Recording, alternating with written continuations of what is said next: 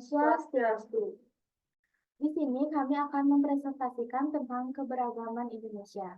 Sebelum itu, izinkan kami memperkenalkan diri terlebih dahulu. Perkenalkan, nama saya Wikomang Mariani, nomor absen 24, dan teman saya. Perkenalkan, nama saya Ida Yudhiyatnya Palemita, nomor absen 26. Baik, di sini kami akan memulai presentasi.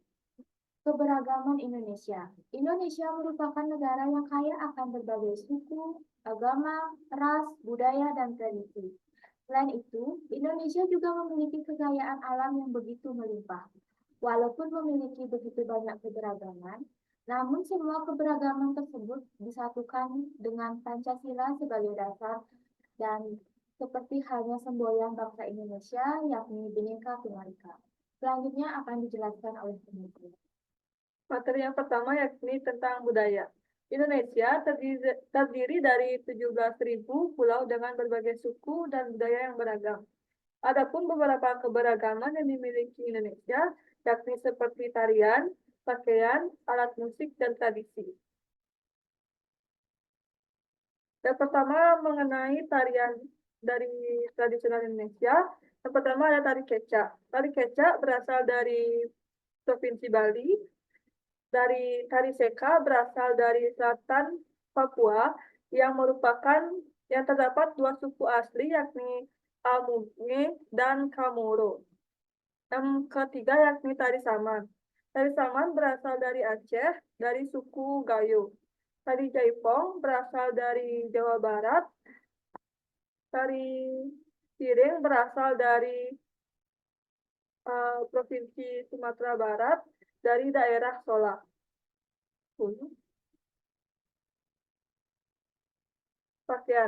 Pakaian adat ada dari adat Bali, adat Jawa, adat Sumatera, dan adat Sulawesi dan adat Kalimantan yang memiliki perbedaan.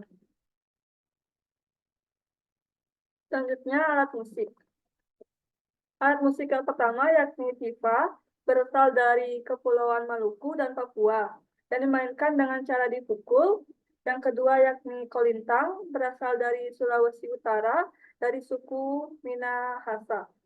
Yang ketiga dari gamelan. Di Indonesia sendiri, gamelan memiliki begitu banyak jenis, seperti gamelan di Jawa, di Bali, Madura, dan Lombok. Yang keempat yakni sampe. Sampe berasal dari Kalimantan Timur, dari suku Dayak yang dimainkan dengan cara dipetik. Yang kelima yakni angklung dari Provinsi Jawa Barat yang dimainkan dengan cara digoyangkan. Selanjutnya tradisi. Tradisi yang pertama yakni ogoh-ogoh. Ogoh-ogoh berasal dari Provinsi Bali yang dilakukan sehari sebelum Nyepi sebagai representasi buta kala. Yang kedua yakni menenun. Menenun berasal dari suku Baduy yang dilakukan oleh kebanyakan kaum wanita. Yang ketiga yakni bakar batu, dilakukan di Papua Pegunungan menjelang Idul Fitri. Yang keempat yakni Pahombo, berasal dari Sumatera Utara di Pulau Nias Selatan yang dilakukan oleh laki-laki di Teluk Dalam dengan ketinggian batu yakni 2 meter dengan tebal 40 cm. Yang kelima yakni apang aruk, dilakukan di daerah Kalimantan oleh suku Dayak. Tradisi ini dianggap sebagai identitas jumlah usia dan menandakan kecantikan dan untuk melatih kesabaran dalam menjalankan hidup. Budaya, seperti kata Susilo Bambang Yudhoyono, akulturasi budaya yang harmonis adalah modal sosial yang harus dijaga dan dikelola dengan baik. Dan sama halnya seperti kata Faisal Tehrani, andai kota itu peradaban, rumah kami adalah budaya, dan menurut ibu, yang seninya adalah agama. Selanjutnya akan dijelaskan oleh teman saya. Selanjutnya adalah agama. Sesuai dengan Pancasila sila pertama yang berbunyi ketuhanan yang Maha Esa, maka setiap warga negara diwajibkan untuk memeluk agama sesuai dengan kepercayaan. Negara di Indonesia memiliki 6 agama yang diakui, antara lain agama Islam, Hindu, Kristen, Katolik, Buddha, dan Konghucu. Pertama, agama Islam. Secara terminologi, Islam adalah agama perdamaian. Dua ajaran pokoknya yaitu keesaan Allah dan kesatuan atau persatuan umat manusia. Menjadi bukti nyata bahwa agama Islam sejalan dengan namanya. Yang kedua adalah Hindu. Agama Hindu merupakan sistem kepercayaan yang kaya, mencakup keyakinan yang bersifat monoteisme, politeisme, panenteisme, panteisme, monisme, dan ateisme. Konsep ketuhanannya bersifat kompleks dan bergantung pada nurani setiap umatnya atau pada tradisi dan filsafat yang diikuti. Yang ketiga adalah Katolik. Istilah Katolik berasal dari bahasa Yunani, bahasa yang sering dijadikan rujukan dalam belajar agama dan teologi Kristen Katolik, yaitu Katolikos. Artinya adalah ajaran yang bersifat umum dan tersebar di seluruh dunia atau dapat diterima di seluruh dunia. Yang keempat adalah Kristen. Agama Kristen adalah sebuah kepercayaan yang berdasar pada ajaran hidup, sengsara, wafat, dan kebangkitan. Yesus Kristus atau Isa Al-Masih. Agama ini meyakini Yesus Kristus adalah Tuhan dan Mesias, juru selamat bagi seluruh umat manusia yang menebus manusia dari dosa. Yang kelima, Buddha. Agama Buddha mengajarkan Dhamma kepada orang, tempat, cara, metode, dan teknik mengajar yang berbeda dengan satu tujuan, yaitu cara semua makhluk hidup terbebas dari penderitaan menuju kebahagiaan. Tidak ada satupun ajaran Buddha yang tujuannya lain daripada itu. Yang terakhir ada Konghucu. Konfusianisme merupakan sebutan yang ditunjukkan atau untuk kepercayaan yang berasal dari keyakinan Konfusius atau lebih dikenal dengan ajaran Konghucu. Agama ini mengajarkan pada penganutnya cara menentukan konsep terhadap sesama manusia. Seperti kata Gus Dur, agama melarang adanya perpecahan bukan perbedaan. Dan seperti kata Agustinus Wibowo, agama itu bukan di baju, agama itu di dalam hati. Inti agama adalah kemanusiaan. Selanjutnya akan dijelaskan oleh teman saya. Ketiga yakni kekayaan alam. Indonesia merupakan negara yang memiliki kekayaan alam yang sangat melimpah, meliputi gunung, danau, sungai, laut, hutan, flora, fauna, dan lain sebagainya. Kekayaan alam inilah yang membuat Indonesia sangat diminati oleh bangsa asing. Yang pertama adalah laut.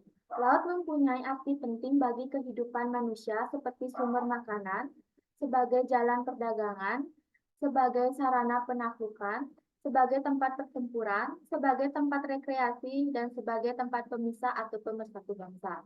Laut adalah sumber bahan pangan yang melimpah bagi manusia.